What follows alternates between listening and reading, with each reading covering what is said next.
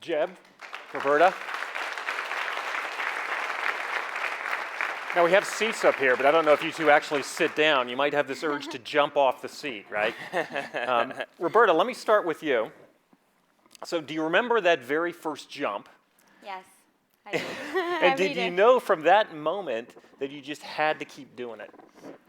No, I didn't know from that moment. I figured out after that was basically my life and my passion and became my job.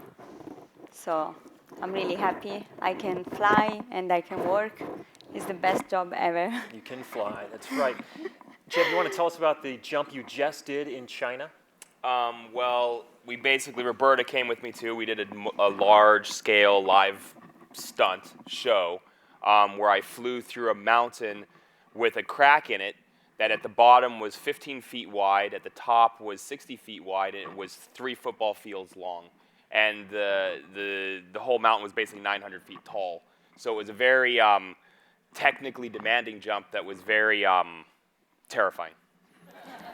And it has a great name too, I got to tell the audience, the human dagger. Yeah, we call it the flying dagger. And it was more challenging than I expected it to be. Like when I went there and scouted it the first time, the weather was perfect and there was no wind and the landing area seemed perfect. But unfortunately, there it is behind you. Yeah, that's the actual mountain itself. And there's 2 cracks, a larger one and a smaller one. And but if you see a landing area, it's actually not perfect at all. It's actually horrible. Jeb, I don't see a landing area. Because there isn't one. You don't see it. It actually turns out it's on the side of the cliff over there, and it's just a little walkway. And I thought that it would be very easy to get to, but I didn't realize that as I flew out of the crack, actually, to get away from the mountain so I could open my parachute without impacting the mountain, I had to fly away from my landing area. And I was losing altitude the entire time I was flying. So as I entered the crack, and I had to go 3 football fields, the entire time I was dropping deeper in and losing altitude. So when I popped out the other end, I only had 300 feet, meaning that I had only 300 feet to open a parachute, then turn around and make it back to my landing area, and if I didn't make it to my landing area, I was going to land in basically jagged, sharp trees that would So is there a cutoff height? So you had 300 feet. If it goes below 300, is it just getting too risky? If I got below 300 feet, it was going to be bad. Yeah. Like, seriously bad. Like, ugh. Glad you had 300 feet. Roberta, let me ask you something. So when you do your jumps, do you actually sense yourself in the jump? Do you feel the seconds tick by? Can you feel it happening, or does it all just blow by? No, I feel it's very slow moment. It doesn't happen. So time actually slows down. Yes, I feel so. Especially, I think on the exit sometimes when I jump off, I feel everything is kind of slow. And when something happens, it's even slower. And hold it. When you say when something happens like that. Well, I slept off an exit in Switzerland. It was wet grass. So I count to jump off, and my foot just slept. So I fall down the rock. I first bounce. I crushed my butt. And then I bounce head down, and was really bad. He knows. Those are the times when you don't want to feel every second as it's happening, right? Yes, You just exactly. want it to be And over, right? everything was like slow motion, and I couldn't believe how slow was that moment. And I remember everything. My mind was thinking like I knew where I was impact, and I just have to do something to survive. And yeah, it was slow. I wish it was fast. And Jeb, does it slow down for you too when you're doing that flying dagger? Are you aware of every second, or are you concentrating so hard the time just blows by? No, usually when you're in a very high stress situation and the adrenaline drops and the endorphins drop, and your body has a tendency to speed up, and your perception of time gets kind of warped, and it actually feels like everything slows down. And really, what's happening is you're just speeding up. Time is staying what it is, but your perception of it, actually, you're moving much faster in order to deal with a very high-stress situation where you know, it's not like you think, but you know that if you don't do the right thing in the next second, you will die. So your body goes into like this overdrive that makes you much more hyper-aware of everything that's going on around you. So are you thinking, or are you reacting? Oh, you're doing more than thinking. Your brain actually. Is it instinctive? It's not. Well, there's multiple things that happen, like what she's talking about when you have something go wrong, where you slip and fall off a mountain. your body instantly goes into this overdrive where it's like, okay, I can die right now. And if I don't do the right thing in the next second, I will die. So your body actually starts thinking not only of, what you need to do to survive, but it literally is every single little thing. Even you can even sense the air touching your skin. Because what happens is as the air starts moving over your skin faster, you start realizing how quickly you're moving and how much time has passed and how fast you're moving in that air. So it's very difficult to describe to people who haven't experienced it, but probably the people in this room who've experienced it is if they've ever been in a really bad car accident. Because if you've been in a really bad car accident, you get that sensation of time stretching, time slowing down, because you're basically trying to figure out what do I need to do in the next 2 seconds to not die. And whenever you're in that situation, the feeling is very intense. Well, here's something that everybody probably has experienced. Have you ever had a dream that you were flying? Yeah. Well, you do fly, right? Both of you. So what do you dream about, right? Well, I still dream about flying. It's a really fun thing to do. How about you, Roberta? I mean, since you spend your time flying, what do you dream about? I dream about sharks and underwater animals. Like we'll team you up with the last squid. speaker. Yes, exactly. That's what I dream about. So I would guess most people who hear these stories probably look at the two of you and say, "Oh my God, they are fearless. They're fearless. They must never experience fear." Do you guys actually experience fear? Every time I do anything, Yeah. what I do Every is time I terrifying. jump. I mean, courage can't exist unless there's fear. I mean, it doesn't take courage to do something that doesn't scare you. I mean, in all honesty, fear is what makes it what it is, And like they always say, it's like if a person does these kinds of things and they're not scared, then that's not courageous. That's just insane. You have to be a crazy person not to be afraid of these things because these things are dangerous and they should scare you. And that fear is what keeps you safe. And you have to too, respect Roberta, it. do you feel that fear too? Yes, I do. Every jump, I still fear every single base jump.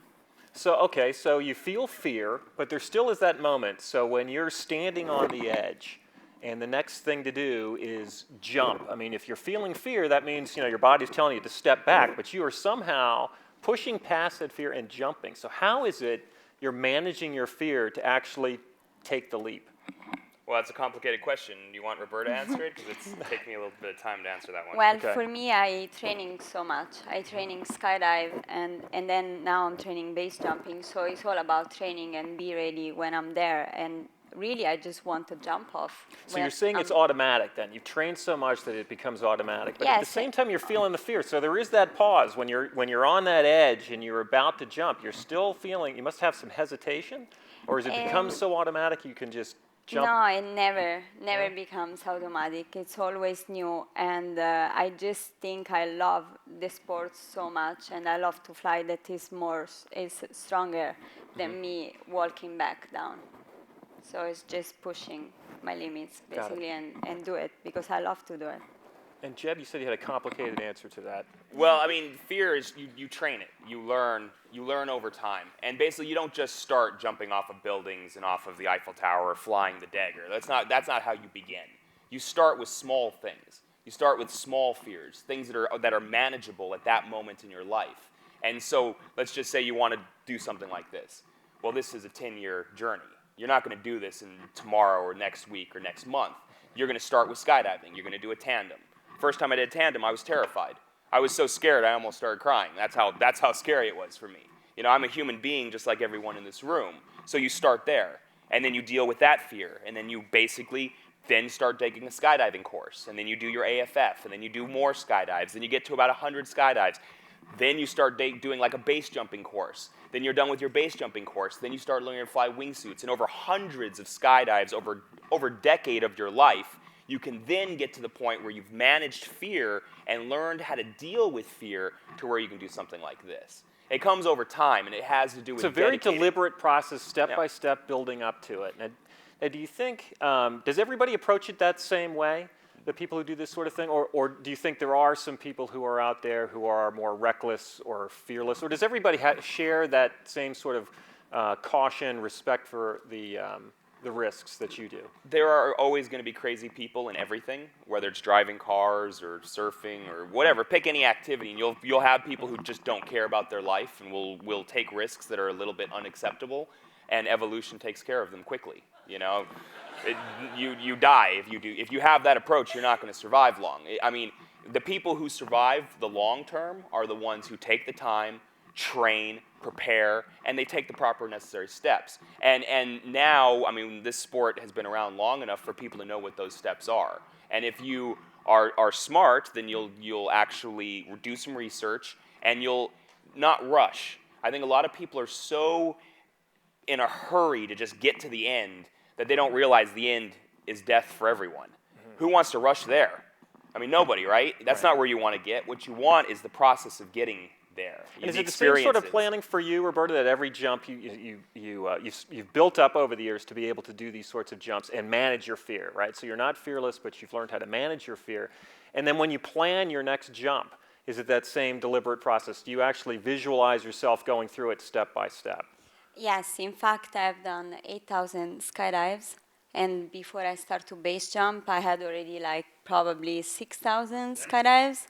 And so I was prepared. I didn't start when I only had 200 skydives, like how they do now. And it's wrong. So, and also I had a good coach, him. So I learned from watching him all his mistakes, all his accident and crash. So I didn't have to go through all this. So let's talk. So there were mistakes along the way. You learned from the mistakes, and what were some of the mistakes that you learned from? And Well, I unlike Roberta, she started in a much smarter way, which she had 6,000 skydives, and she already had almost a decade of jumping under her belt before she started base jumping. I started a little bit different. I didn't want to even be a skydiver. I just wanted to be a base jumper. So I was one of those people who rush. Remember the ones that evolution takes care of? That was me. But luckily for me, I had something called luck. and luck actually pulled me through in the earlier part of my career. So I made a lot of mistakes. And in my mistakes is you're always trying to push the boundaries of what's possible, what you can do. And they always say if you're searching for the line, you'll find it. Well, I found my line multiple times. And Roberta, luckily, she met me at a period where I had found that line, crossed that line, been broken, spent time in the hospital, came out of the hospital, recovered, and then hurt myself again, went back to the hospital. Well, let's talk about that. Let's talk about the line a little bit, right? So there's a line you won't cross. There must be the jump you won't do. Have you thought about that, Roberta? Yes, happened many times. During just this summer, I decided a few times not to jump. It was a little bit too much for my experience. And also, sometimes there are just moments in your life that you don't feel ready, and it's good to just walk back. Also conditions. I mean, if the conditions aren't proper, through education, through learning, and through training, you learn what proper conditions are. And me, I've been in the sport now for 16 years. And that's one thing that separates human beings from some creatures is our ability to learn from watching other human beings. So we can actually see another person doing things and say, okay, that didn't work. I'm going to do something different. And she was lucky because she got to watch footage of me doing things that didn't work and learn from it so she didn't have to repeat the same process. And in person, too. And in person. She actually got to watch me hit some things. But that wasn't my fault. But because sometimes luck goes the other way, too. Sometimes you actually do everything right and things still go wrong. So that's kind of what all this is. It isn't a risk if it always goes right. When you take risks in life, sometimes that means things go the other way, the way you hope they wouldn't go. So in managing those risks, Roberta, you said, okay, you've backed off at times and said, okay, that's a jump I won't do. So Jeb, is there a jump you won't do? Is there something? Oh, yes, many. Like, I won't ever do that again. But you did it. Oh, yeah, but I moved. So what's something you just say, no, that's just a line I won't cross. I will not. That. But you did it. I did, but this is the thing. It's like everything in life has this like risk versus reward, right? So you look at things, and sometimes, like for instance, when I did this the first time, the reward was conquering something that I wasn't sure was possible, was pushing that boundary. Once I did it, I realized what it was, and now I'm like, I don't need to ever cross that road again. Like, I wouldn't do that. Like, you'd offer me $1 million in cash right now, and I would say, no, it's not worth it, because I wasn't doing it for money. I was doing it for something else. And there's all kinds of things that I see as projects. And sometimes I see a project, I'm like, okay, that is a challenge. That is something that I can see how difficult it is, but with the right training, the right preparation, I can make that dream a reality. And is there ever one where you say, yeah, that's a challenge, and no, I'm not going to go there? Yeah, anything that I know will kill me. I mean, basically, if I see it and I'm like, okay, I see what that is, and it could be cool, but you will die doing it, or your chances of dying are so high that it's completely it's just not worth it.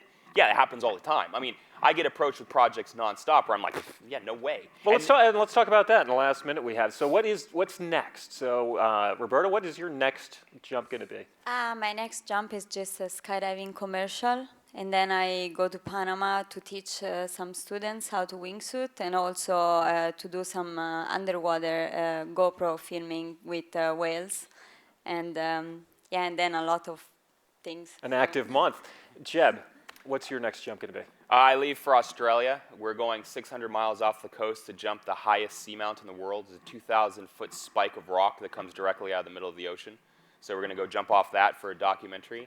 And then after that, I go to Brazil to do a bunch of base jumping off of Gavia Rock and next to the Christ statue and stuff. And then I go to Dubai, and then I'm going to Fiji to film sharks, and basically just one after the other. Well, thanks for taking a break and all that flying and stopping here. Thank you very much, Jeb and Roberta. Thank you.